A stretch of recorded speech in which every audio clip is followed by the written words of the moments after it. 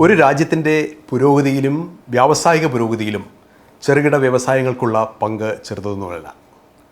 ഇന്ത്യയുടെ GDPയുടെ 30% ചെറുകിട വ്യവസായങ്ങളുടെ സംഭാവനയാണ് എന്ന് പറയുമ്പോൾ അതിനുള്ള പ്രാധാന്യം നാം അറിയേണ്ടതുണ്ട്. കേരളത്തിൽ ഈ വ്യവസായത്തിൻ്റെയും ഈ ചെറുകിട വ്യവസായത്തിൻ്റെയും സംഭാവന 37%. അതായത് നമ്മുടെ വരുമാനത്തിൻ്റെ 37% ചെറുകിട വ്യവസായങ്ങളുടെ പ്രവർത്തനങ്ങളിൽ നിന്നും രാജ്യത്തിന് നേടിക്കൊടുക്കുന്നു. അതുകൊണ്ട് തന്നെ കേരളത്തിലെ ചെറുകിട വ്യവസായങ്ങൾക്കുള്ള പ്രസക്തിയും കൂടുകയാണ്. നമുക്ക് ഇന്ന് കേരളത്തിലെ ചെറുകിട വ്യവസായ അസോസിയേഷൻ്റെ അതായത് KSSIA ജില്ലാ ഭാരവാഹികളാണ് നമ്മോടൊപ്പം ചേരുന്നത്. ഒന്ന് പ്രദീപ് കുമാർ, പ്രസിഡൻ്റാണ്. അതോടൊപ്പം തന്നെ സെക്രട്ടറി ഉണ്ട്, ഡോക്ടർ പ്രേം കുമാർ. നമുക്ക് ഇവരോട് കേരളത്തിൽ എത്രമാത്രം ഈസ് ഓഫ് ഡൂയിങ് ആണ് ബിസിനസ് എന്നുള്ള കാര്യം നമുക്ക് ചോദിക്കാം. മാത്രമല്ല കേരളം എത്രമാത്രം വളക്കൂറുള്ള മണ്ണാണ് വ്യവസായത്തിന് എന്നുകൂടി നമുക്ക് പരിശോധിക്കാം. അതിനോടൊപ്പം വ്യവസായം തുടങ്ങാൻ ആഗ്രഹിക്കുന്നവർക്ക് എന്തൊക്കെ കാര്യങ്ങൾ ശ്രദ്ധിക്കണം, എന്തൊക്കെ മുൻകരുതലുകൾ എടുക്കണം, എങ്ങനെയായിരിക്കണം ബിസിനസ് അല്ലെങ്കിൽ എങ്ങനെയായിരിക്കണം ഇത് തുടങ്ങേണ്ടത് എന്ന കാര്യങ്ങൾ കൂടി ഇവർ പ്രേക്ഷകർക്ക് വേണ്ടി പറഞ്ഞു തരും. മാത്രമല്ല ചെറുകിട വ്യവസായ രംഗത്തേക്ക് കടക്കാൻ ആഗ്രഹിക്കുന്ന ചെറുപ്പക്കാർക്ക് വേണ്ടിയും അവർ അതിന് തയ്യാറായി നിൽക്കുകയാണ്. നമസ്കാരം. നമസ്കാരം. ഞാൻ പറഞ്ഞതുപോലെ ദേശീയ വരുമാനത്തിൻ്റെ 30% അധികം MSME മേഖലകളിൽ നിന്നാണ് നമുക്ക് കിട്ടുന്നത്, സൂക്ഷ്മ ചെറുകിട വ്യവസായ മേഖലകളിൽ നിന്നും. കേരളത്തിലും വ്യത്യസ്തമല്ല. കേരളം നമ്മൾ പണ്ട് തൊട്ടേ പറഞ്ഞു കേൾക്കുന്നത് വ്യവസായത്തിന് വളക്കൂറുള്ള ഒരു മണ്ണല്ല എന്നുള്ള ഒരു ധാരണയാവാം. എന്തായിക്കോട്ടെ, നമുക്ക് അങ്ങയുടെ അഭിപ്രായത്തിൽ, പ്രസിഡന്റ് എന്ന നിലയിൽ അങ്ങയുടെ അഭിപ്രായത്തിൽ കേരളത്തിൽ വ്യവസായത്തിന് പറ്റിയ ഒരു വളക്കൂറുള്ള മണ്ണാണോ ഇവിടെ ഉള്ളത്? നേരത്തെ സൂചിപ്പിച്ചത് മുൻവിധിയല്ല, അത് സത്യം തന്നെയായിരുന്നു. കേരളത്തിൽ ഈ സംരംഭകൻ എന്ന് പറഞ്ഞു കഴിഞ്ഞാൽ തൊഴിലാളിയുടെ ശത്രു എന്നുള്ള നിലയിൽ, അത് തൊഴിലാളിയാണെന്നുണ്ടെങ്കിലും അത് പിന്നെ നാട്ടുകാരാണെന്നുണ്ടെങ്കിലും ഒക്കെ സംരംഭകനെ ശത്രുവായിട്ടാണ് കണ്ടിരുന്നത്. ആ ഒരു മനോഭാവത്തിൽ കാതലായിട്ടുള്ള മാറ്റം വന്നിട്ടുണ്ട്. പ്രത്യേകിച്ച് ഇപ്പോൾ നമ്മുടെ ഇപ്പോഴത്തെ മന്ത്രിസഭ ഈ കഴിഞ്ഞ 4 വർഷമായിട്ട് നടത്തുന്ന പ്രവർത്തനങ്ങൾ വളരെ ശ്ലാഘനീയമാണ്. നേരത്തെ സൂചിപ്പിച്ച കണക്ക് ഈ 2024 ഈസ് ഓഫ് ഡൂയിങ് ബിസിനസ്സിൽ കേരളം 1ാം സ്ഥാനത്ത് എത്തി. അതെങ്ങനെയാണെന്ന് വെച്ചാൽ കേരളത്തിൽ ഭൗതിക സാഹചര്യങ്ങൾ, വ്യവസായം തുടങ്ങാനുള്ള ഭൗതിക സാഹചര്യങ്ങൾ ഒരുപാട് മാറ്റം വന്നിട്ടുണ്ട്. അത് ഗവൺമെൻറ്റിൻ്റെ മിഷനറി സജ്ജമാണ്. ഇനി അത് താഴേക്കടയിലേക്കൂടെ എത്തണം. ഇപ്പോൾ ഒരു ടോപ്പ് ലെവൽ ഇപ്പോൾ 3 തലമായിട്ട് തിരിക്കുകയാണെന്നുണ്ടെങ്കിൽ അത് 1ാം തലത്തിൽ, ഇപ്പോൾ നമ്മളിപ്പം റിസർവ് ബാങ്കിലൊക്കെ ഒരു മീറ്റിംഗ് പോകുമ്പോഴത്തേക്ക് ഒരു ജില്ലയുടെ ഒരു സംസ്ഥാനത്തിൻ്റെയോ MSMEയുടെ പുരോഗതിയായിട്ട് ബന്ധപ്പെട്ട് അവർ നടത്തുന്ന റിവ്യൂ ഒക്കെ കാണുമ്പോൾ നമുക്ക് വളരെ അതിശയം തോന്നിക്കും.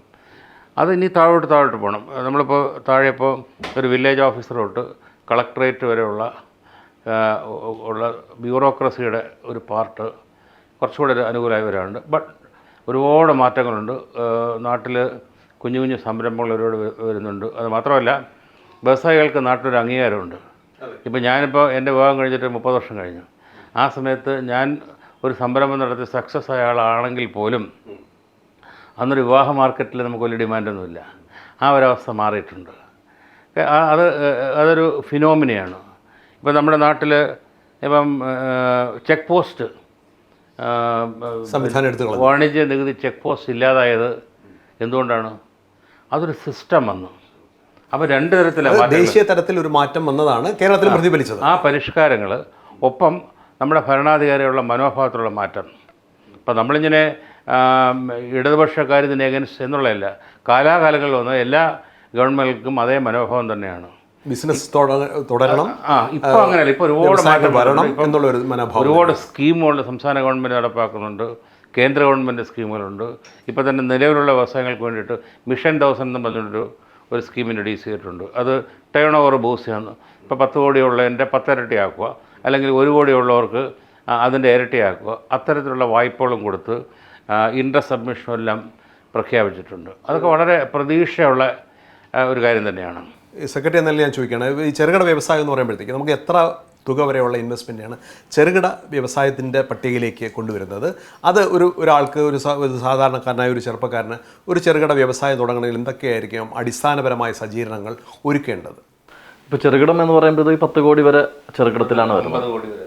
അത് എക്സ്റ്റെൻഡ് ചെയ്തതാണ് ഇപ്പോൾ 50 കോടി എന്നുള്ളത്. അപ്പം ചെറുകിടം എന്നുള്ള ഒരു ലേബൽ ഇപ്പോഴും അതൊരു 10 കോടി എന്നുള്ളതാണ്. പക്ഷേ 10 കോടിയൊന്നും ഇൻവെസ്റ്റ് ചെയ്ത് തുടക്കത്തിൽ ചെയ്യേണ്ടെന്ന് തന്നെയാണ് നമ്മുടെ ഒരു അഭിപ്രായം. കാരണം എന്ന് വെച്ചാൽ 1 കോടിയോ 50 ലക്ഷമോ എന്നുള്ള രീതിയിൽ തുടങ്ങിയിട്ട് പിന്നീട് ഗ്രാജുവലായിട്ട് കൂട്ടുക എന്നുള്ളത് മാത്രമേ ഉള്ളൂ. കാരണം എന്ന് വെച്ച് കഴിഞ്ഞാൽ നമ്മുടെ മനസ്സിൽ ചെറുകിടം എന്ന് പറയുന്ന ഉള്ളത് ഇപ്പോഴും നമ്മുടെ മനസ്സിൽ 10 കോടി എന്നുള്ളതിൽ ചെറുതായിട്ട് തുടങ്ങിയിട്ട് പിന്നെ അതിനങ്ങ് എക്സ്പാൻഷൻ നടത്തുക എന്നുള്ളതാണ്. ഇപ്പോൾ ഗവൺമെൻറ് സ്റ്റാർട്ടപ്പിനൊക്കെ ഒരുപാട് സ്കീമുകളുണ്ട്, സെൻട്രൽ ഗവൺമെൻറ്റിൻ്റെ ആയാലും സ്റ്റേറ്റ് ഗവൺമെൻറ് ആയിരുന്നാലും. അപ്പോൾ ലൈസൻസിങ്ങും മറ്റു കാര്യങ്ങളൊക്കെ വളരെ ഈസിയാണ്. നമുക്കൊരു സ്ഥാപനം തുടങ്ങണമെങ്കിൽ മുമ്പൊക്കെയാണ് ഈ പഞ്ചായത്ത് ഒരു ലൈസൻസിന് വേണ്ടി അപേക്ഷിച്ച് ഒരുപാട് നാൾ കാത്തിരിക്കണം. ഇപ്പോൾ അതൊന്നും വേണ്ട. നമുക്ക് ഓൺലൈനിൽ കയറിയിട്ട് KSFT സംവിധാനത്തിലൂടി നമുക്ക് ലൈസൻസ് എടുക്കാൻ പറ്റും. അത് ഓറഞ്ചോ റെഡോ കാറ്റഗറിയിലല്ലാത്ത ഓൾമോസ്റ്റ് വരുന്നതെല്ലാം അത് തന്നെയാണ്. പെട്രോൾ പമ്പ് പോലും സ്ഫോടക വസ്തുക്കളുള്ളതൊക്കെയാണ് നമുക്ക് റെഡ് കാറ്റഗറിയിലൊക്കെ വന്നത്. അല്ലാതെ ഉള്ളതിനെല്ലാം നമുക്ക് KSFT ഉപയോഗിച്ചിട്ട് നമുക്ക് അടുത്ത ദിവസം മുതൽ വ്യവസായം തുടങ്ങാൻ പറ്റും. അപ്പോൾ അതുപോലെ GST ഇപ്പോൾ 3 ദിവസം കൊണ്ട് അപേക്ഷിച്ചാൽ കിട്ടുമെന്ന് പറയുന്നുണ്ട്. ഒരു അനിവാര്യമായ ഘടകമാണോ ആദ്യത്തെ ഒരു വർഷം, ആദ്യത്തെ സാമ്പത്തിക വർഷം പരിശോധിച്ചാൽ ഒരു ചെറുകിട കച്ചവടക്കാരൻ്റെ അല്ലെങ്കിൽ ഒരു ചെറുകിട വ്യവസായം തുടങ്ങുന്നവന് GST സംവിധാനം എങ്ങനെയാണ്? മാനുഫാക്ചറിങ് സെക്ടറിൽ GST എടുത്തിട്ട് ചെയ്യണമെന്ന് തന്നെയാണ് പറഞ്ഞത്. കാരണം നമ്മളൊരു മെഷീനറി എടുക്കുമ്പോഴത്തേക്ക് അതിൻ്റെ GST നമുക്ക് ക്ലെയിം ചെയ്യാൻ പറ്റും. അതിൻ്റെ ഡിപ്രസിഷനും മറ്റു കാര്യങ്ങളൊക്കെ നോക്കി വരുമ്പോഴത്തേക്ക് GST എടുത്തിട്ട് ചെയ്യുന്നതാണ് നല്ലത്. ട്രേഡിങ്ങോ മറ്റോ ആണെങ്കിൽ, അല്ലെങ്കിൽ നമ്മുടെ ബഡ്ജറ്റ് അനുസരിച്ച്, നമ്മൾ ചെറിയൊരു ബഡ്ജറ്റിലാണ് ചെയ്യുന്നതെങ്കിൽ GSTയുടെ പരിധിയിൽ വരാത്തതാണെങ്കിൽ ആവശ്യമില്ല. പക്ഷേ GST ആദ്യമേ എടുത്ത് തുടങ്ങണമെന്ന്. ആദ്യത്തെ സാമ്പത്തിക വർഷം 20 ലക്ഷത്തിൻ്റെ പരിധി കഴിഞ്ഞാൽ മാത്രമേ GST ആവശ്യമുള്ളൂ എന്ന് പലരും ആവശ്യപ്പെടുന്നുണ്ട് നമ്മളോട്. അല്ല, 20 ലക്ഷത്തിന് അതാണ് നിയമം, അതാണ്. പക്ഷേ 20 ലക്ഷം എന്ന് പറഞ്ഞൊരു കാറ്റഗറി നമ്മൾ വയ്ക്കേണ്ട ആവശ്യമില്ല. കാരണം മണി മൂല്യം കുറഞ്ഞു എടുക്കണമെന്ന് തന്നെയാണ് പറഞ്ഞത്. കാരണം മണി മൂല്യം കുറഞ്ഞു. പണ്ടാണെങ്കിൽ 20 ലക്ഷം എന്ന് പറയുമ്പോഴത്തേക്ക് ഒരു വലിയ തുകയാണ്. ഇപ്പോൾ 20 ലക്ഷം ഒരു തുകയേ അല്ല. ഇപ്പോൾ ഇതുപോലും നമ്മുടെ മുദ്ര ലോൺ പോലും 20 ലക്ഷം രൂപയാക്കിയിട്ടുണ്ട്, ചെറിയ ഇതുപോലും. അപ്പം മെഷീനറി ആയിട്ട് മാനുഫാക്ചറിങ് സെക്ടറിലാണെങ്കിൽ തീർച്ചയായിട്ടും GST എടുക്കാൻ വലിയ പാടൊന്നുമില്ല. ആധാർ കാർഡും പാൻ കാർഡും ഉണ്ടെങ്കിൽ 3 ദിവസത്തിനുള്ളിൽ, 3 ദിവസം ഇല്ല, നമ്മൾ ഇപ്പോഴത്തെ പാസ്പോർട്ട് എടുക്കുമ്പോൾ തന്നെ അപേക്ഷിച്ച് കഴിഞ്ഞാൽ അടുത്ത ദിവസം തന്നെ GST കിട്ടുന്ന സംവിധാനം. ഈ KSSIA എന്തൊക്കെയാണ് നിങ്ങളുടെ ചെറുകിട വ്യവസായത്തിലേക്ക് വരുന്നവർക്ക് വേണ്ടി എന്തെങ്കിലും സഹായം ചെയ്തു കൊടുക്കുന്നുണ്ടോ? അവർക്ക് അവയർനെസ്സോ ബോധവൽക്കരണമോ അല്ലെങ്കിൽ എങ്ങനെ വ്യവസായം ചെയ്യണമെന്നുള്ള സഹായം എന്നല്ല, അതോ ഒരാൾ സംഘടനയിലേക്ക് വരണമെങ്കിൽ ചെറുകിട വ്യവസായി ആയതിനു ശേഷം മാത്രമേ നിങ്ങളുടെ സംഘടനയിലേക്ക് എത്താൻ പറ്റുള്ളൂ? എങ്ങനെയാണ് അതിൻ്റെ ചെറുകിട വ്യവസായം ആയതിനു ശേഷം മാത്രമേ ഞങ്ങളുടെ സംഘടനയിൽ അംഗത്വം എടുക്കുള്ളൂ. പക്ഷെ അതിന് മുമ്പ് തന്നെ ഇവർ ട്രെയിനിങ് പ്രോഗ്രാമിന് വരുന്ന കാലഘട്ടം മുതൽ നമ്മളവരെ കാണാറുണ്ട്. ഇപ്പോൾ ഗവൺമെൻറ് സംഘടിപ്പിക്കുന്ന 12 ദിവസത്തെയും 13 ദിവസത്തെയൊക്കെ ട്രെയിനിങ് പ്രോഗ്രാമുകളുണ്ട്. ഇപ്പോൾ തിരുവനന്തപുരത്ത് തന്നെ RDC എന്ന് പറഞ്ഞൊരു ട്രെയിനിങ് സെൻ്ററുണ്ട്. അത് സ്പോൺസർ ചെയ്തിരിക്കുന്ന ഇവിടുത്തെ ലീഡ് ബാങ്കാണ്, ഇന്ത്യൻ ഓവർസീസ് ബാങ്കാണ് ഇവിടുത്തെ ലീഡ് ബാങ്ക്. അതുപോലെ കനറ ബാങ്ക്, സ്റ്റേറ്റ് ബാങ്ക്, അവരെല്ലാം അവരുടേതായ രീതിയിൽ ഈ പ്രൊമോഷണൽ ആക്ടിവിറ്റീസ് നടത്താറുണ്ട്. ഈ പ്രോഗ്രാമിലെല്ലാം ഞങ്ങളുടെ റെപ്രസെൻറ്റേറ്റീവ് കാണും. അപ്പോൾ നമ്മളിപ്പോൾ ഈ 13 ദിവസ ക്ലാസ്സിൽ 13ാമത്തെ ദിവസമായിരിക്കും ഒരു സക്സസ്ഫുൾ എൻ്റർപ്രണർ എന്നുള്ള നിലയിൽ ഞങ്ങളെ ഇവിടെ ഇൻട്രൊഡ്യൂസ് കൊണ്ടുവരുന്നത്. അത് ഏറ്റവും കൂടുതൽ അറ്റൻഡൻസ് ആ ദിവസമായിരിക്കും. കാരണം അവിടെ പിൻ ഡ്രോപ്പ് സൈലൻസ് ആയിരിക്കും. ഇപ്പോൾ നമ്മൾ നമ്മുടെ ജീവിതത്തിലെ എക്സ്പീരിയൻസ് ഷെയർ ചെയ്യുമ്പോഴത്തേക്ക് അവർ വല്ലാത്ത കൗതുകമാണത്. അപ്പോൾ നമ്മൾ വന്ന വഴികൾ, നമ്മൾ ടാക്കിൾ ചെയ്തിട്ടുള്ള രീതി, ഇതൊക്കെ അവർ കേൾക്കാനും കുറിച്ച് വെക്കാനും ഒക്കെ ഭയങ്കര താല്പര്യമാണ്. ഇപ്പം ഞാൻ ചോദിക്കുന്നത്, ഇപ്പോൾ ഒരു വ്യവസായം തുടങ്ങാൻ ഒരാൾ ആഗ്രഹിക്കും, ഒരു ചെറുപ്പക്കാരൻ യുവതിയോ യുവാവോ ആഗ്രഹിക്കുന്നു, എന്തോ ആയിക്കോട്ടെ, മെഴുകുതിരിയാവാം, ചോക്കാവാം, അല്ലെങ്കിൽ ഈ ബൈൻഡിങ് ആവാം, അല്ലെങ്കിൽ മെഷീനറീസ് ഉപയോഗിച്ചുള്ള ലാർജ് സ്കെയിൽ മെഷീനറീസ് ഉപയോഗിച്ചിട്ടുള്ള കട്ടിങ് പോലുള്ള സാധനം, അതിനവരാദ്യം ചെയ്യേണ്ട നടപടികൾ എന്തൊക്കെയാണ്? അവരാദ്യം ചെയ്യേണ്ടതെന്ന് പറഞ്ഞാൽ എല്ലാ ജില്ലയിലും ജില്ലാ വ്യവസായ കേന്ദ്രങ്ങൾ പ്രവർത്തിക്കുന്നുണ്ട്. ജില്ലാ വ്യവസായ കേന്ദ്രത്തിൻ്റെ കീഴിൽ ഓരോ താലൂക്കിലും ഓരോ ഓഫീസറെ വെച്ചിട്ടുണ്ട്. പിന്നെ ഇപ്പോൾ താഴോട്ട് വന്നിട്ട് പഞ്ചായത്ത് തലത്തിലും ഓരോ ഓഫീസർമാരുണ്ട്. അപ്പോൾ ഞാൻ ഏത് പഞ്ചായത്താണെന്ന് വെച്ചാൽ, അല്ലെങ്കിൽ ആ സംരംഭം ഏത് പഞ്ചായത്തിലാണോ ആ പഞ്ചായത്തിലൊരു ഓഫീസറുണ്ടാവും. അവിടുന്ന് വേണം തുടങ്ങാനായിട്ട്. അവിടുന്ന് ജില്ലാ വ്യവസായ കേന്ദ്രത്തിലെത്തും. അവർ പരിശീലനം കൊടുക്കും. നേരത്തെ ഞാൻ സൂചിപ്പിച്ചില്ല, ആ പരിശീലനത്തിനകത്ത് ഞങ്ങളുടെ റെപ്രസെൻറ്റേറ്റീവും കാണും. അതിൻ്റെ കാരണം എന്ന് പറഞ്ഞാൽ, ഇപ്പോൾ ഞാൻ നേരത്തെ പറഞ്ഞല്ലോ, ഈ മിഷൻ 1000 എന്ന് പറഞ്ഞൊരു സ്കീമുണ്ട്. ഈ മിഷൻ 1000ൻ്റെ ആപ്ലിക്കേഷൻ പാസ്സാക്കുന്നത് കളക്ടറുടെ ചേംബറിലാണ്. അവിടെയും ഞങ്ങളുടെ റെപ്രസെൻറ്റേറ്റീവ് കാണും. അതുപോലെ ഈ സബ്സിഡി പാസ്സാക്കുന്നൊരു കമ്മിറ്റിയുണ്ട്, എൻ്റർപ്രണർ സപ്പോർട്ട് സ്കീം എന്ന് പറഞ്ഞിട്ട് സ്റ്റേറ്റ് ഗവൺമെൻറ് ESS എന്ന് പറയും. അത് പാസ്സാക്കുന്നതും കളക്ടർ ചേംബറിലാണ്. അവിടെ ഞങ്ങളുടെ റെപ്രസെൻറ്റേറ്റീവ് കാണും. അപ്പം നമ്മൾ പ്രതിനിധാനം ചെയ്യുന്നത് ഞങ്ങളുടെ മെമ്പറാണെങ്കിലും അല്ലെങ്കിലും ഒരു ജില്ലയിലെ മുഴുവൻ വ്യവസായികളെയും പ്രതികരിച്ചിട്ട് ഞങ്ങളുടെ പ്രസൻസിൻ്റെ പ്രത്യേകത എന്ന് പറഞ്ഞു കഴിഞ്ഞാൽ, ഓരോ ആൾക്കാരുടെയും സബ്സിഡി പാസ്സാക്കുമ്പോഴത്തേക്ക് കളക്ടർ നമ്മുടെ അടുത്തൂടെ ചോദിക്കുമ്പോൾ നമ്മൾ സബ്സിഡിക്ക് അപേക്ഷിച്ച തുക എത്രയാണ്, അതിലവർ എത്ര വെട്ടിക്കുറച്ചിട്ടുണ്ട്, എന്തൊക്കെയാണ് അതിൻ്റെ കാരണങ്ങൾ, അത് നമ്മൾ പരിശോധിച്ചിട്ട് നമ്മൾ ഈ വ്യവസായിയെ വിളിച്ചിട്ട് അപ്പീൽ കൊടുക്കേണ്ടതാണ് അപ്പീൽ കൊടുക്കാൻ പറയും. അപ്പീൽ കൊടുക്കുന്നത് മാത്രമല്ല, അപ്പീൽ നമ്മൾ ഫോളോ അപ്പ് ചെയ്യുകയും ചെയ്യും. പല കേസുകളിലും ഒരു റിവ്യൂ ചെയ്ത് മുഴുവൻ സബ്സിഡി വാങ്ങിച്ചു കൊടുക്കാനായിട്ട് സാധിച്ചിട്ടുണ്ട്. അങ്ങനെ ഇപ്പോൾ ഈ ജനുവരി, ഫെബ്രുവരി, മാർച്ച് മാസങ്ങളിൽ ഗവൺമെൻറ് സംരംഭക സഭ എന്ന് പറഞ്ഞിട്ട് അങ്ങ് പഞ്ചായത്ത് തലം വരെ പ്രോഗ്രാം സംഘടിപ്പിച്ചിട്ടുണ്ടായിരുന്നു. അപ്പോൾ ഒരു പഞ്ചായത്തിൽ നിന്ന് ഒരു 200 ചെറിയ സംരംഭങ്ങൾ തുടങ്ങുമോ, ഏത് ടൈപ്പാണെന്നുണ്ടെങ്കിലും ഒരു 200 സംരംഭം തുടങ്ങുമ്പോഴത്തേക്ക് ശരാശരി 2 പേരാണെന്നെങ്കിൽ 400 പേർക്കോ 500 പേർക്കോ അവിടെ തൊഴിൽ കിട്ടുവാണ്. ആ പരിപാടിയിൽ പഞ്ചായത്ത് തോറും ഞങ്ങളുടെ ഒരു റെപ്രസെൻറ്റേറ്റീവ് പോയി.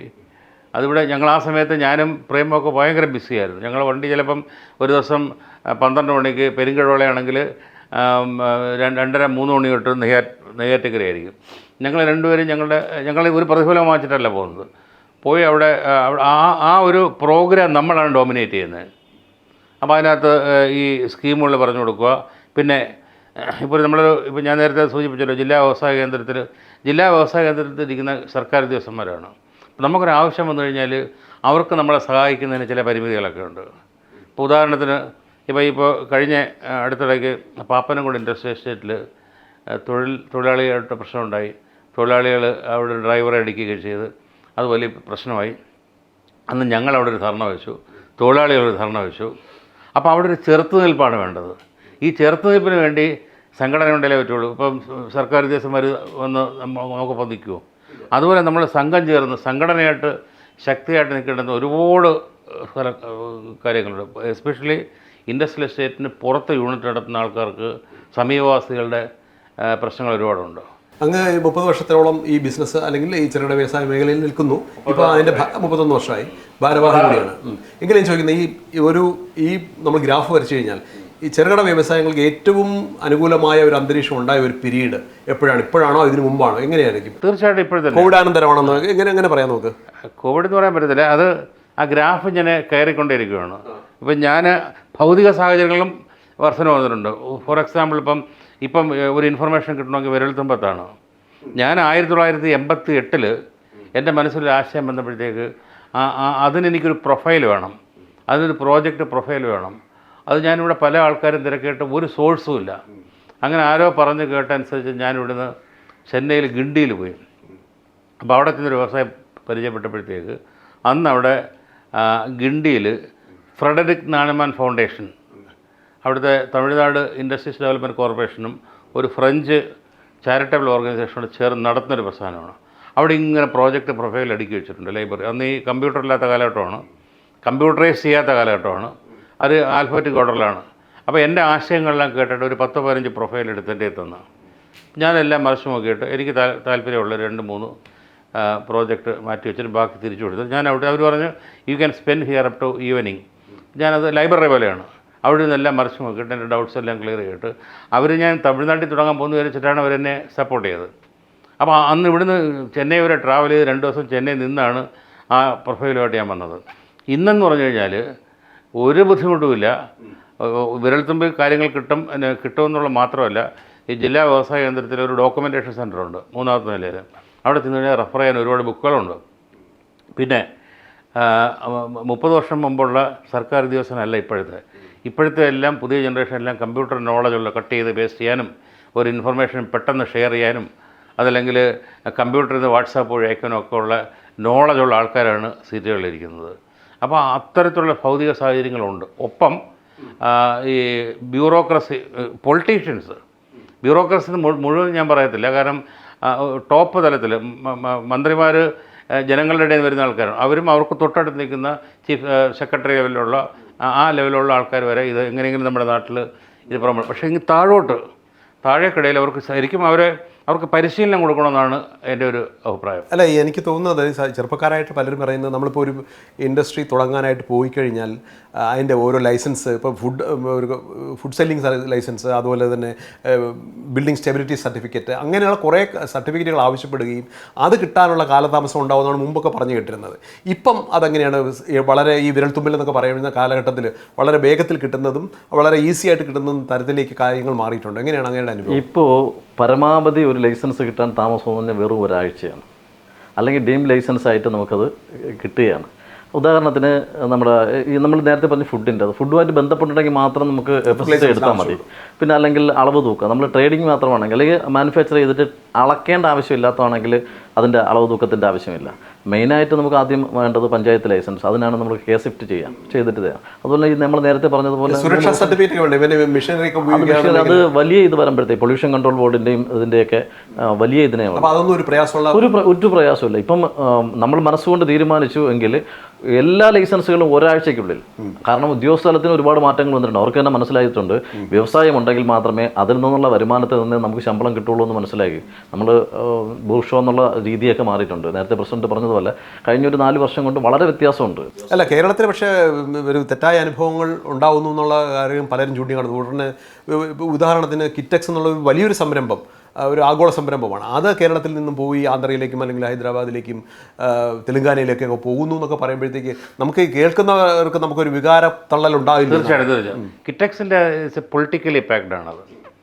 അത് കിറ്റക്സ് പറഞ്ഞാൽ വലിയൊരു പ്രസ്ഥാനമാണ്. അദ്ദേഹം പൊളിറ്റിക്സിലേക്ക് ഇറങ്ങുമ്പോഴത്തേക്ക് തീർച്ചയായിട്ടും പുള്ളിയെ ഡിഫെൻഡ് ചെയ്യേണ്ടുന്ന കടമ മറ്റു രാഷ്ട്രീയ പാർട്ടികൾക്കുണ്ട്. അല്ല, ഇങ്ങനത്തെ സംരംഭകർക്ക് ഒരു തണൽ പിരിക്കേണ്ട ഒരു അവകാശം ഗവൺമെന്റിനില്ലേ? ഈ കിറ്റക്സ് ഇപ്പം 3000 കോടി രൂപയുടെ പ്രോജക്റ്റാണ് തെലുങ്കാന തുടങ്ങിയത്. അത് കേരളത്തിൽ തുടങ്ങേണ്ടിയിരുന്നതാണ്, നിർഭാഗ്യകരമായിപ്പോയി. പക്ഷേ അത് പോയ സാഹചര്യം എന്ന് പറഞ്ഞാൽ എക്സ്ട്രീംലി പൊളിറ്റിക്സാണ്. പക്ഷേ എന്ന് വിചാരിച്ചിട്ട് ഇപ്പോൾ എത്രയോ വിദേശ കമ്പനികൾ ഇപ്പം തിരുവനന്തപുരം ടെക്നോ പാർക്ക് ബേസ് ചെയ്തിട്ടും പിന്നെ നമ്മുടെ കിൻഫ്രയിലിപ്പം നമ്മുടെ ടാറ്റ അലക്സയുടെ വലിയ പ്രോജക്റ്റാണ് വന്നത്. 2500-3000 പേർക്ക് തൊഴിൽ കൊടുക്കുന്നത്. വേളിയിൽ മിൽക്കി മിസ്റ്റ് വന്നിട്ടുണ്ട് ആന്ധ്രയിൽ നിന്ന്. അങ്ങോട്ട് പോയപ്പോൾ ആന്ധ്രയിൽ നിന്ന് ഇങ്ങോട്ട് വന്നിട്ടുണ്ട്. മിൽക്കി മിസ്റ്റ് വേളി ഇൻഡസ്ട്രിയൽ എസ്റ്റേറ്റിനകത്താണ്. പിന്നെ ഈ ട്രേഡ് യൂണിയൻ്റെയൊക്കെ മിലിറ്റൻസി കുറഞ്ഞിട്ടുണ്ട്. ഈ മിലിറ്റൻസിയാണ് പ്രധാന പ്രശ്നം എന്ന് പറയുന്നുണ്ട്. അല്ലല്ല, ഇത് നമ്മൾ കഴിഞ്ഞ പ്രാവശ്യം പാലക്കാട് ഒരു ഫാക്ടറിയിൽ ചാക്കിറക്കുന്നതിന് CIT തൊഴിലാളികൾ തമ്മിൽ തർക്കം അവർ മെഷീൻ വെച്ച് ഇറക്കാൻ പറ്റില്ലെന്ന് വളരെ വാശിയായിരുന്നു. അതായത് നമ്മൾ യന്ത്രവൽക്കരണം പല മേഖലയിൽ കൊണ്ടുവരുമ്പോൾ അതിനെ ഒരു വിഭാഗം എതിർക്കുകയാണ്. അത് ഒരു തിരിച്ചടിയാവൂല എന്നാണ് എൻ്റെ ചോദ്യം. അത് മാറി വരുന്നുണ്ട്, അതിൻ്റെ ഇൻറ്റൻസിറ്റി കുറഞ്ഞു വരുന്നുണ്ട്. ഇപ്പോൾ തന്നെ ഞങ്ങൾ ഈ പാപ്പനംകോട് ഞങ്ങൾ അതിശക്തമായിട്ടൊരു പ്രതിഷേധ യോഗം നടത്തിയ സമയത്ത് സാധാരണഗതിയിലാണെങ്കിൽ അവർ നമ്മളെ കല്ലെറിഞ്ഞ് ഓടിക്കുകയാണ് പതിവ്. അവർ സഹിഷ്ണുതയോടെ കേട്ടോണ്ട് നിന്ന്. എന്തായിരുന്നു നിങ്ങളുടെ ആവശ്യം? ഉദാഹരണം പറഞ്ഞാൽ അവിടെ തൊഴിലാളികൾ ഇപ്പോൾ ഈ നമ്മുടെ മതിൽക്കെട്ടിനകത്ത് കയറ്റു ഇറക്കും കാര്യങ്ങളൊക്കെ ദൈനംദിന കാര്യങ്ങളായിട്ട് വരും. അതിനകത്ത് അവരെ അൺലോഡിങ് ഹെഡ് ലോഡാണ് അവരുടെ അവകാശമായിട്ട് വെച്ചിരിക്കുന്നത്.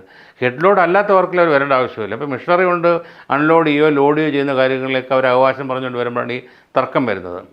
നമ്മൾ അവരെ പറഞ്ഞ് കൺവിൻസ് ചെയ്യാൻ ബുദ്ധിമുട്ടാണ്. അല്ല, ഇത്രയും കാലമായിട്ടും കേരളത്തിൽ നോക്കുകൂലി എന്നുള്ളൊരു സംവിധാനം അവസാനിപ്പിക്കാൻ ഗവൺമെന്റിന് തൊഴിൽ മേഖലയ്ക്ക് കഴിഞ്ഞിട്ടില്ല. അതൊരു നാണക്കേടല്ലേ? തീർച്ചയായിട്ടും അതൊരു സത്യം തന്നെയാണ്. നോക്കുകൂലി എന്നുള്ളത് ഇപ്പോഴും ഉണ്ട്, അതൊരു സത്യം തന്നെയാണ്. നെഗറ്റീവായിട്ട് പറഞ്ഞ ഒരേ ഒരു ഡിപ്പാർട്ട്മെന്റ് ഈ നമ്മുടെ ഈ തൊഴിൽ വകുപ്പാണ്. അവർ വളം വെച്ച് കൊടുക്കുകയാണ്. ചുമട്ട് തൊഴിലാളികൾ മെഷീൻ, നേരത്തെ പ്രസിഡന്റ് പറഞ്ഞതുപോലെ മെഷീൻ വെച്ച് ഇറക്കണമെങ്കിലും അതും അവരുടെ അവകാശം. അത് നോക്കി നിന്നിട്ട് അതിനൊരു കൂലി കൊടുക്കുക എന്നുള്ള രീതിയിൽ ഈ ചുമട്ട് തൊഴിലാളിയെ മാറ്റി നിർത്തി കഴിഞ്ഞാൽ ബാക്കി 100%, 99% നമുക്ക് അനുകൂലമായ സാഹചര്യം തന്നെയാണ്. ആ മേഖലയെ കൂടെ നമുക്ക് ശുദ്ധീകരിക്കാൻ പറ്റില്ല എന്നാണ് ചോദ്യം. അല്ലാതെ മാറുന്നുണ്ട്. ഇനി വരാൻ പോകുന്നതെന്ന് പറയാം, ഈ ഒരു കമ്മ്യൂണിറ്റി ഇല്ലാതെ വരും. ഈ നിങ്ങൾ ശ്രദ്ധിച്ചിട്ടുണ്ടോ, ഈ ചുമട്ട് തൊഴിലാളികളുടെ മക്കളാരെങ്കിലും ചുമടെടുക്കാൻ വരുന്നുണ്ടോ? ഇല്ല. അപ്പോൾ ഇനി അത് ഇപ്പോൾ പണ്ട് ആശാരിമാർ മറ്റേ ഹോളിടുന്നത് അതിൻ്റെ ചിന്തയിൽ വെച്ചിട്ടായിട്ടിരുന്നത്. ഇപ്പോൾ ചിന്തയിൽ ആരെങ്കിലും കയറിയിരിക്കുന്നോ? അവരും മെക്കനൈസ് ചെയ്തുകൊണ്ടിരിക്കുകയാണ്. ഇപ്പോൾ ഞാൻ കേട്ടത് ഈ ട്രേഡ് യൂണിയൻകാർ തന്നെ മെഷീനറി ഉപയോഗിച്ചിട്ട് അവർ മെഷീനറി ഓപ്പറേറ്റ് ചെയ്ത് അൺലോഡ് ചെയ്യുന്ന കാര്യങ്ങളൊക്കെ ആയിട്ട് ചെയ്യുന്നുണ്ട്. ഇപ്പം ഈ മെഷീനറി വരുന്ന സ്ഥലത്തൊക്കെ തന്നെ അവർ നോക്കൂലിക്ക് നാണക്കേട് ഉണ്ടായിരിക്കും. അവർ മനുഷ്യരല്ലേ. അവർ ഒരു പക്ഷേ ഇങ്ങനെ കേട്ട് അവർ പിന്നെ ഇത് മെഷീനറി കൊണ്ടുവന്ന് അവരും കൂടെ ചേർന്ന് ഇറക്കി. നമുക്ക് മെഷീൻ മാത്രം പോരാ. ഇപ്പോൾ ഒരു മെഷീൻ ഇറക്കി കൊണ്ടുവരുമ്പോഴത്തേക്ക് അത് ചിലപ്പോൾ നമുക്ക് ഫൗണ്ടേഷൻ ബോൾട്ടിനകത്ത് കൊണ്ട് ഇറക്കി വെക്കേണ്ടി വരും. അതിനൊക്കെ ഹ്യൂമൻ ലേബർ വേണ്ടി വരും. ഈ സ്മോൾ സ്കെയിൽ ഇൻഡസ്ട്രീസ് അസോസിയേഷൻ നൽകുന്ന നിങ്ങളുടെ ഗ്രൂപ്പിൽ വരുന്ന അല്ലെങ്കിൽ നിങ്ങളുടെ സംഘടനയിലെ പ്രാതിനിധ്യമുള്ള വ്യവസായികൾക്ക് അല്ലെങ്കിൽ സംരംഭകർക്ക് നിങ്ങൾ കൊടുക്കുന്ന സൗകര്യങ്ങൾ അല്ലെങ്കിൽ തണൽ എന്തൊക്കെയാണ്? ഈ ഒരു അംബർല പിടിച്ചാൽ വെയിലത്ത് നിന്ന് സംരക്ഷണം കിട്ടുമെന്ന് പറഞ്ഞ കണക്ക് ഈ അസോസിയേഷൻ പറഞ്ഞൊരു അംബർലയാണ്. രാഷ്ട്രീയ ചായവില്ല, ഒരു രാഷ്ട്രീയ ചായവില്ല. ഞങ്ങളെ ഏത് ഗവൺമെൻറ് ഒന്നും നമ്മളെ ചേർത്ത് നിർത്തും. കാരണം നമ്മൾ അതിൻ്റെ ഒരു പാർട്ടാണ്. ഞങ്ങൾക്ക് ഗ്രാൻഡ് തരുന്നുണ്ട്. ലോകത്തെവിടെയും ഇതുപോലൊരു സംഘടന കേരള സ്റ്റേറ്റ് എന്നാണ്. ഇപ്പോൾ അങ്ങനെ തുടങ്ങാൻ പറ്റത്തില്ല. ഇപ്പോൾ അങ്ങനെ ഒരു രജിസ്ട്രേഷൻ കിട്ടത്തില്ല. ലോകത്തെങ്ങും സർക്കാരിൻ്റെ ഗ്രാൻറ്റോടുകൂടി പ്രവർത്തിക്കുന്ന സംഘടനയില്ല. ഞങ്ങളുടെ സംഘടന എന്ന് പറയുന്ന ആശയം കൺസീവ് ചെയ്ത് ആദ്യത്തെ മന്ത്രിസഭയിലെ വ്യവസായ മന്ത്രി ടി.വി. തോമസാണ് ഈ ഒരു ആശയം കൺവേ ചെയ്യുന്നത്. അദ്ദേഹത്തിൻ്റെ ആശയമാണ് ചെറുകിട വ്യവസായ അസോസിയേഷൻ പറഞ്ഞത്. ശരിക്കും തുടങ്ങാനായിട്ടുള്ള ഇൻസ്പിറേഷൻ അദ്ദേഹമാണ്. ഈ അംബർലയിൽ എന്തൊക്കെ സൗകര്യങ്ങളാണ് നിങ്ങൾ സംഘടനയിലെ അംഗങ്ങൾക്ക് നൽകുന്നത്? ഇപ്പോൾ ഞാൻ പറഞ്ഞില്ല, പ്രാദേശികമായിട്ടുള്ള പ്രശ്നങ്ങൾ വരും, ഒറ്റപ്പെട്ടു പോകും. ഇപ്പോൾ ഈ പള്ളിശ്ശേരി തന്നെ ഒരു 5-6 മാസം മുമ്പ് അവിടെ ഒരു ക്ഷേത്രമുണ്ട്, അപ്പുറത്ത് ആൾക്കാർ താമസമാണ്. പൊല്യൂഷൻ കൺട്രോൾ ബോർഡിൻ്റെ നിബന്ധന അനുസരിച്ചിട്ടുള്ള എല്ലാ ഡിസ്റ്റൻസും പാലിച്ചിട്ടുണ്ട്. ഇവിടുന്ന് 12 മീറ്റർ, അവിടുന്ന് 12 മീറ്റർ, 4 വശത്തും 12 മീറ്റർ വിട്ടിട്ടാണ് അവൻ കിട്ടിയിരിക്കുന്നത്. എന്നിട്ട് പോലും സൗണ്ട് പൊല്യൂഷൻ, പൊടി എന്നൊക്കെ പറഞ്ഞിട്ട് ആൾക്കാർ പ്രശ്നം ഉണ്ടാക്കുമ്പോഴത്തേക്ക് അവിടുത്തെ പൊളിറ്റിക്കൽ പാർട്ടികളൊക്കെ എവിടെയാണോ വോട്ട് കൂടുതൽ കിട്ടുന്നത് അങ്ങോട്ട് അനുകൂലിച്ച് നിൽക്കുകയുള്ളൂ. അങ്ങനെയുള്ള സന്ദർഭങ്ങളാകുമ്പോഴത്തെ അവിടെ നയപരമായുള്ള ഇടപെടൽ, അവിടെ നമ്മൾ ഇടപെട്ട് നമ്മളവിടെ ചെന്ന് കുസ്തി വിടാനൊന്നുമല്ല പോകുന്നത്. അവിടെ ഒന്ന് ഈ ആളുടെ മാനസികാവസ്ഥയാണ്. അവനൊരു ആത്മബലം കൊടുക്കുക, പിന്നെ ഈ പ്രശ്നത്തിൽ ഇടപെട്ട് അത് പരിഹരിക്കുക. അത് തന്നെ നയപരമായിട്ട് അതല്ലെങ്കിൽ MLA മന്ത്രിയോ ഒക്കെ ഇടപെടുത്തിക്കണമെങ്കിൽ അതോടൊപ്പം ഈ തൊഴിൽ തർക്കങ്ങൾ, ഞാൻ നേരത്തെ പറഞ്ഞ നോക്കുകൂലി പ്രശ്നങ്ങൾ, ഇതെല്ലാം പരിഹരിക്കാനായിട്ട് നിങ്ങൾ ഇടപെടാറുണ്ട്. ഏത് തരത്തിൽ ഇടപെടും? ഒരുപാട് വ്യവസായിക്ക് എന്ത് പ്രശ്നം വന്നാലും. ഇപ്പോൾ വ്യവസായികളുടെ ഏറ്റവും വലിയ പ്രശ്നം എന്ന് പറഞ്ഞാൽ അറിവില്ലായ്മയാണ്. നേരത്തെ പറഞ്ഞ പോലെ ചുമട്ടുതൊഴിലാളിക്ക് അതേ ഉള്ളൂ, അറിയില്ല. മറ്റവർ വന്നിട്ട് അത് ഇറക്കണേന് ഇത്രയാണെന്ന് പറഞ്ഞ് നോക്കി അവൻ കേട്ടോണ്ടിരിക്കുകയുള്ളൂ. ഇപ്പോൾ വ്യവസായ കേന്ദ്രവും KSSIയും ഒരു അമ്മ പെറ്റ 2 മക്കളെ ഒരുപോലെയാണ്. അവർക്ക് ചില കാര്യങ്ങളിൽ സപ്പോർട്ട് ചെയ്യാൻ പറ്റില്ല. ഇപ്പോൾ ഈ നേരത്തെ പറഞ്ഞ ലേബർ പ്രശ്നത്തിന് ഒരു വ്യവസായ കേന്ദ്രത്തിൽ GM വന്നിട്ട് ഇങ്ങനെ പറയാൻ പറ്റത്തില്ല, നിങ്ങൾ അത് അങ്ങനെയാണ് ഇങ്ങനെയാണെന്ന് ഡയറക്റ്റ് പറയാൻ പറ്റത്തില്ല. അദ്ദേഹം ഒരു ഗവൺമെൻറ് ഉദ്യോഗസ്ഥനാണ്, പക്ഷേ നമുക്കത് അവിടെ ഇറങ്ങി ചെല്ലാൻ പറ്റും. അതുപോലെ നിരവധി കാര്യങ്ങൾക്ക്. അതുപോലെ തന്നെ ഈ അടുത്ത കാലത്ത് സംസ്ഥാന ഗവൺമെൻറ്റോ അത് കേന്ദ്ര ഗവൺമെൻറ് സഹായത്തോടു കൂടി ഭൂമി വ്യവസായത്തിന് വേണ്ടി നൽകുന്നതിനുള്ള ഈസ് ഓഫ് ഡൂയിങ് നടത്തിയിട്ടുണ്ട്. അതല്ല, ഭൂമി എന്ന് പറഞ്ഞാൽ 2024 നമ്മുടെ സംസ്ഥാനത്ത് പുതിയ ഇൻഡസ്ട്രിയൽ പോളിസി ഇറങ്ങിയായിരുന്നു. ഈ ഇൻഡസ്ട്രിയൽ പോളിസി എന്ന് പറയുമ്പോൾ ലാൻഡ് പോളിസി, ഇൻഡസ്ട്രിയൽ പോളിസി, ഇതിൻ്റെയൊക്കെ പിന്നാമ്പുറത്ത് ഒരു മന്ത്രി അങ്ങ് താഴോട്ടിറങ്ങി വന്ന് നമ്മുടെ സമയം ചോദിച്ച് നമ്മുടെ അടുത്ത് വന്ന് മണിക്കൂറുള്ള നമ്മളെ ഹിയർ ചെയ്തിട്ട് നമ്മുടെ ആഗ്രഹങ്ങളും ഒക്കെ നമ്മുടെ പ്ലാനും ബസ്സും എല്ലാം ഹിയർ ചെയ്തിട്ട് അതിനെ കൂടെ ബേസ് ചെയ്തിട്ട് ഡ്രാഫ്റ്റ് പോളിസി ഉണ്ടാക്കുകയും ആ ഡ്രാഫ്റ്റ് ഫർദർ നമ്മളോട് ഡിസ്കസ് ചെയ്യുകയും ചെയ്തു. എന്ത് പോളിസി അത് പറയൂ. ഈ ഞാൻ പറഞ്ഞില്ല, ഇപ്പോൾ പുതിയ ലാൻഡ് പോളിസി പറയുമ്പോഴത്തേക്ക് ഇപ്പോൾ ഇത്രയും കാലം നമുക്ക് ഇൻഡസ്ട്രിയൽ എസ്റ്റേറ്റ് എന്ന് പറഞ്ഞാൽ ഗവൺമെൻറ് നേരിട്ട് നടത്തുന്നതാണ്. ഇപ്പം കൊച്ചുവേളി, പാപ്പനംകോട്, മൺവിള, അങ്ങനെ ബാക്കി ജില്ലകളിലെല്ലാം ഗവൺമെൻറ് ഡയറക്റ്റായിട്ട് ലാൻഡ് അക്വയർ ചെയ്താണ് നടത്തിക്കൊണ്ടിരുന്നത്. പിന്നീട് ഇപ്പോൾ ഒരു 10-20 വർഷം മുമ്പ് കിൻഫ്രയും KSIDCയും ലാൻഡ് എടുത്ത് ഡെവലപ്പ് ചെയ്യാൻ തുടങ്ങി. കിൻഫ്രയും KSIDCയും ഒക്കെ ലാൻഡ് പൂർണ്ണമായിട്ട് വ്യവസായിക്ക് ട്രാൻസ്ഫർ ചെയ്ത് കൊടുക്കത്തില്ല. അവർ ലീസും പിന്നെ അവരുടെ ചാർജസും ഫീസും അങ്ങനെയൊക്കെയാണ്. അങ്ങനെ വന്നപ്പോഴാണ് സ്വകാര്യ പല സംസ്ഥാനങ്ങളിലുണ്ട് പ്രൈവറ്റ് ഇൻഡസ്ട്രിയൽ പാർക്കുകൾ. ആ മോഡലിൽ കേരളത്തിലും പ്രൈവറ്റ് ഇൻഡസ്ട്രിയൽ പാർക്കുകളുടെ അനുമതി വേണമെന്ന് ആവശ്യപ്പെട്ടതിൻ്റെ അടിസ്ഥാനത്തിൽ 10 ഏക്കർ ഭൂമി ഐഡൻറ്റിഫൈ ചെയ്ത്, ഇപ്പോൾ 10 ഏക്കർ ഭൂമി അതിൻ്റെ നിബന്ധനകളൊക്കെ ഉണ്ട്, കരഭൂമി ആയിരിക്കണം. അങ്ങനെ ഐഡൻറ്റിഫൈ ചെയ്ത് കഴിഞ്ഞാൽ അവിടെ നമുക്ക് പ്രൈവറ്റ് ഇൻഡസ്ട്രിയൽ പാർക്ക്, ഇപ്പോൾ നമ്മുടെ ഈ കിൻഫ്ര പാർക്ക്, ടെക്നോ പാർക്കിൻ്റെ ഒരു മിനി മാതൃകയിൽ നമുക്ക് സ്വകാര്യ വ്യക്തികൾക്കോ സൊസൈറ്റികൾക്കോ കമ്പനികൾക്കോ ഡെവലപ്പ് ചെയ്യാവുന്നതാണ്. ഇപ്പോൾ ഞങ്ങൾ KSSIയുടെ ഒരു മിഷൻ എന്ന് പറയുന്നത് എല്ലാ ജില്ലയിലും ഒരു ഇൻഡസ്ട്രിയൽ പാർക്ക് KSSIയുടെ നേതൃത്വത്തിൽ. അങ്ങനെ അത്തരം പാർക്കുകളിലേക്ക് നവാഗതർക്ക് കടന്നു വരാൻ പ്രയാസം? തീർച്ചയായിട്ടും. എങ്ങനെയാണ് അതിനുള്ള സാധ്യത? ഇപ്പോൾ തന്നെ തിരുവനന്തപുരം ജില്ലാ വ്യവസായ കേന്ദ്രത്തിൽ 250 അപേക്ഷകർ ലാൻഡിന് അപേക്ഷ ചെയ്തിട്ട് ലാൻഡ് കൊടുക്കാൻ നിവൃത്തിയില്ലാതെ നിൽക്കുന്നുണ്ട്. അവർക്കൊക്കെ അത് ഭയങ്കര സഹായമായിരിക്കും. ഇപ്പോൾ ഔട്ട്റൈറ്റായിട്ട് ഒരു ലാൻഡ് മേടിക്കണമെന്നുണ്ടെങ്കിൽ ആ ലാൻഡിൻ്റെ വില മാത്രം കൊടുത്താൽ പോരാ. ഇപ്പം ലാൻഡ് ചെറിയ വിലയ്ക്ക് മേടിച്ചിട്ട് ലാൻഡ് ഡെവലപ്മെൻറ്റ് കോസ്റ്റ്, അവിടെ മതിൽ കെട്ടി, അത് കെട്ടി, ബിൽഡിംഗ് കെട്ടി, മിഷനറിയൊക്കെ വരുമ്പോഴത്തേക്ക് ഈ ലാൻഡിന് ആസിറ്റീസ് കിടക്കുന്ന കണ്ടീഷനിൽ വില കൊടുക്കുമ്പോഴേക്ക് ചിലപ്പം 4 ലക്ഷമോ 3 ലക്ഷമോ ഒക്കെ % കൊടുക്കേണ്ടി വരും.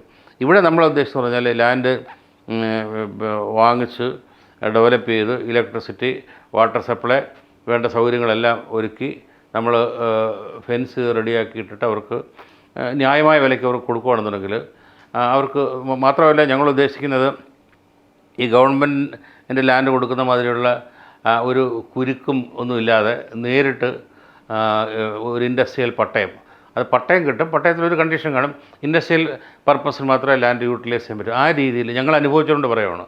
ഇപ്പോൾ ലാൻഡ് കൈവശം, സർക്കാരിൻ്റെ ഭൂമി കൈവശം വെച്ച് നമ്മുടെ പേരിലേക്ക് പട്ടയം തരാതിരിക്കുകയും അങ്ങനെയൊക്കെയുള്ള ഒരുപാട് ബുദ്ധിമുട്ടുകളും. ഇത്തരത്തിൽ പാർക്കുകളും സ്പെഷ്യൽ എക്കണോമിക് സോണും ഒക്കെ വരുന്നത് വ്യവസായത്തിന് നല്ലതാണ്. നിങ്ങളെപ്പോലുള്ള അസോസിയേഷനും തീർച്ചയായിട്ടും അംഗങ്ങൾക്കും എല്ലാം വളരെ നല്ലതാണ്. തീർച്ചയായിട്ടും തിരുവനന്തപുരം ജില്ലയിൽ KSD ആഭിമുഖ്യത്തിൽ വരാൻ പോകുന്നത് മനോഹരമായൊരു പാർക്കാണ്. തിരുവനന്തപുരം ജില്ലയിൽ കല്ലറ പഞ്ചായത്തിൽ നമ്മുടെ അത് KSSIA ആഭിമുഖ്യത്തിലാണ്. അതിന് ഗവൺമെന്റ് ഗ്രാന്റ് ഉണ്ട്. എത്ര ഏക്കർ ഭൂമിയാണ് അത്? 12.77 ഏക്കർ ഭൂമിയാണ്. അതിന് ഭൂമി പൂർണ്ണമായിട്ടും സൗജന്യമാണോ? അല്ലല്ല, അത് വില കൊടുത്ത് നമ്മൾ ഭൂമി മേടിക്കണം. പൈസ കൊടുത്ത് നമ്മൾ പിന്നെ 11 kV ലൈൻ വലിച്ചു കൊണ്ടുവരണം. അതൊക്കെ കുറച്ച് എക്സ്പെൻസീവ്. ഇതിൽ ഗവൺമെൻറ് 3 കോടി രൂപ ഗ്രാൻറ്റ് തരും. 10 ഏക്കർ മിനിമം സ്ഥലം നമ്മൾ ഐഡൻറ്റിഫൈ ചെയ്ത് അതിനകത്തുള്ള ഡെവലപ്മെൻറ്റ് കോസ്റ്റ് എല്ലാം കേട്ട് 3 കോടി. അതിപ്പം കോഴിക്കോട് 1-2 പാർക്കുകൾക്ക് ഓൾറെഡി 3 കോടി രൂപ കിട്ടുകയും ചെയ്തു. ഗവൺമെൻറ് അങ്ങനെ ഒരു ഓഫർ ഇതിനെ പ്രൊമോട്ട് ചെയ്യാൻ വേണ്ടി വെച്ചിരിക്കുകയാണ്. അത് കേന്ദ്ര ഗവൺമെൻറ് സഹായമല്ല ഉണ്ട്? അതിന് കേന്ദ്ര ഗവൺമെൻറ് ഇല്ല. കേന്ദ്ര ഗവൺമെൻറ് വേറെ ഒരുപാട് സഹായങ്ങളുള്ള സ്കീമുകളൊക്കെ ഉണ്ട്.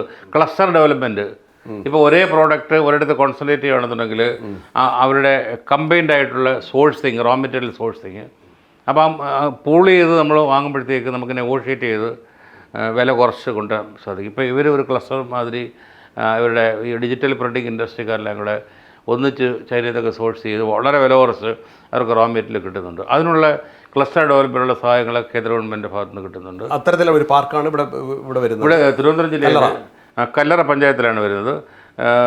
നമ്മുടെ തിരുവനന്തപുരം ടൗണിൽ നിന്ന് 27 കിലോമീറ്ററാണ് ആ പാർക്കിലേക്കുള്ളത്. പിന്നെ അതിൻ്റെ വേറെ അട്രാക്ഷൻ എന്ന് പറഞ്ഞാൽ വിഴിഞ്ഞത്ത് നിന്ന് വരുന്ന റിംഗ് റോഡ് എന്ന് പറയുന്നത് ഈ തിരുവനന്തപുരം ജില്ലയിൽ നിന്ന് കിഴക്കോട്ട് പോകുന്ന സകല റോഡുകളും ക്രോസ് ചെയ്താണ് വരുന്നത്. അപ്പോൾ അത് വന്നിട്ട് MC റോഡിൽ പുളിമാത്ത് ക്രോസ് ചെയ്യും. അങ്ങനെ വരുമ്പോഴത്തേക്ക് തിരുവനന്തപുരം ടൗണിൽ നിന്ന് അങ്ങ് വടക്കോട്ടും കിഴക്കോട്ടും ഒക്കെ പോകുന്ന റോഡുകളെല്ലാം ക്രോസ് ചെയ്താണ് ഈ റിംഗ് റോഡ് വരുന്നത്. നമ്മുടെ ഈ പ്രപ്പോസ്ഡ് ലാൻഡിൻ്റെ ഒരു 1.5 കിലോമീറ്ററിനകത്താണ് ഈ റിംഗ് വന്നിറങ്ങുന്നത്. അപ്പോൾ അങ്ങനെ വരുമ്പോഴേക്കും നമുക്ക് കണ്ടെയ്നർ ട്രാൻസ്പോർട്ടേഷന് ഒരു ബുദ്ധിമുട്ടും വരത്തില്ല. അപ്പോൾ ഇനിയിപ്പോൾ ഈ മാസം തന്നെ അതിൻ്റെ ഡോക്യുമെൻറ്റേഷൻ ആയി കഴിഞ്ഞാൽ പിന്നെ അതിൻ്റെ പ്രൊമോഷനും കാര്യങ്ങളാവും. താല്പര്യമുള്ളവർക്ക് നമ്മൾ അതിനകത്ത് പ്രോഫിറ്റ് ഒന്നുമല്ല നോക്കുന്നത്, അത് ഡെവലപ്പ് ചെയ്യുക, പിന്നെ വ്യവസായം വരിക എന്നുള്ളതാണ്. പൊല്യൂഷനുള്ള വ്യവസായങ്ങൾക്ക് ഇപ്പം നമുക്ക് വന്ന് 2-3 എൻക്വയറി നമ്മൾ വിട്ട് പൊല്യൂഷൻ ഇല്ലാത്ത വ്യവസായങ്ങളാണ് നമ്മുടെ കേരളത്തിൽ. ഒന്നാമത് കേരളത്തിൽ പിന്നെ സ്ഥലം കുറവാണ്. ഉള്ള സ്ഥലത്ത് പൊല്യൂഷനുള്ള വ്യവസായം വന്നു കഴിഞ്ഞാൽ ബുദ്ധിമുട്ടാണ്. അപ്പോൾ അത്തരത്തിലുള്ളൊരു പ്രവർത്തനം നടന്നുകൊണ്ടിരിക്കുകയാണ്.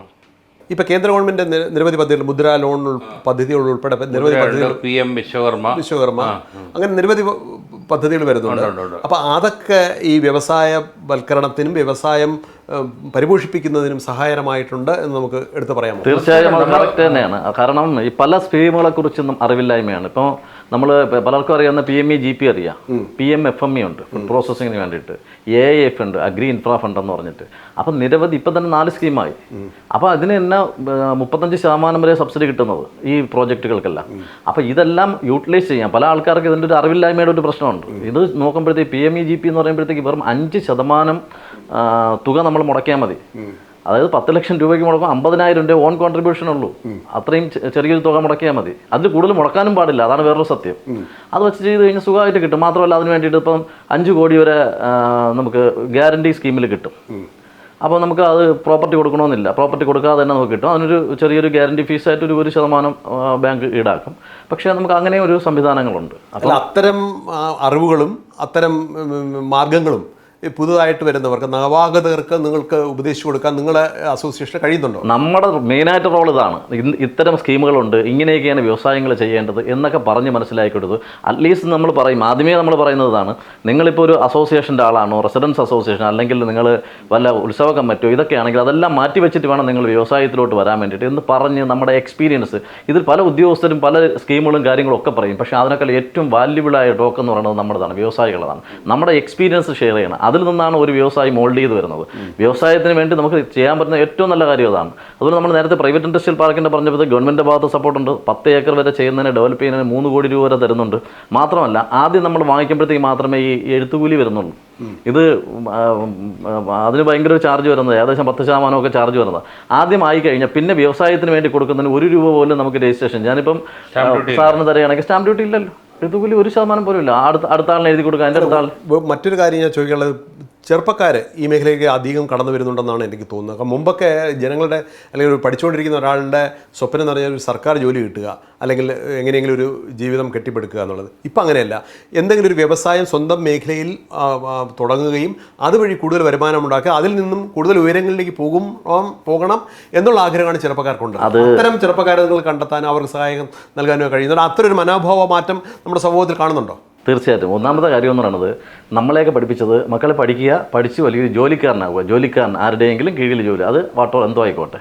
അപ്പോൾ ഇപ്പോഴത്തെ കുട്ടികൾക്ക് അങ്ങനെയല്ല. ഗവൺമെൻറ് ജോലി എന്ന് പറഞ്ഞാൽ അങ്ങനെ ഒരു സെഗ്മെൻറ്റിലോട്ടേ ഇല്ല. അപ്പോൾ മനസ്സിലാവുന്നുണ്ട് വ്യവസായികൾക്ക് നേരത്തെ പ്രസിഡന്റ് പറഞ്ഞതുപോലെ ഇവിടെ മാന്യമായൊരു സ്ഥാനം കിട്ടുന്നുണ്ട്. പണ്ട് അങ്ങനെയല്ല. ഒരു സർക്കാർ ഉദ്യോഗസ്ഥന് കിട്ടുന്നു സ്ഥാനത്തിൻ്റെ 10-1 പോലും ഒരു വലിയൊരു വ്യവസായി കിട്ടുന്നത് 100 അല്ലെങ്കിൽ 500 ഫാമിലി അവരെ കൊണ്ട് ജീവിക്കുന്നതാണ്.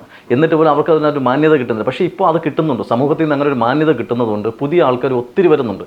ചെറുപ്പക്കാർ ഇപ്പം കഴിഞ്ഞ സംരംഭക സഭയ്ക്ക് തന്നെ പുതിയ ആശയങ്ങളുമായിട്ട് ഒരുപാട് പുതിയ ചെറുപ്പക്കാർ വരുന്നുണ്ട്.